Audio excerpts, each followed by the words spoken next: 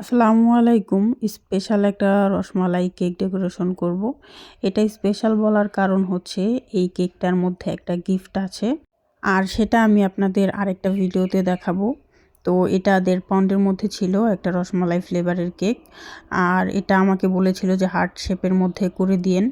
যদিও এটা ওজনে 2 পাউন্ড হয়ে গেছে।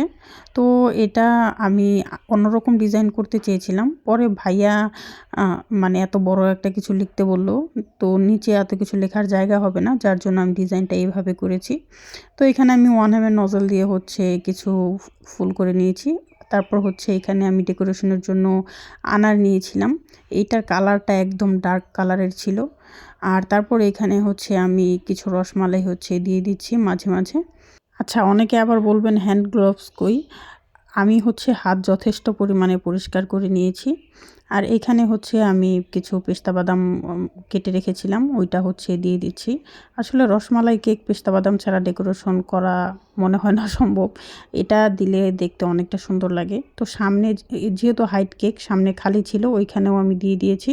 আর এখানে কিছু সুগার বল আর ভাইয়া যেটা লিখতে বলেছিল আমি সেটা চকলেট গানাশ দিয়ে লিখে নিয়েছি। এটার ডেকোরেশনটা কেমন হয়েছে জানাবেন সবাই। হাইটের মধ্যে এই ডিজাইনটা এইবারই প্রথম করা হয়েছে।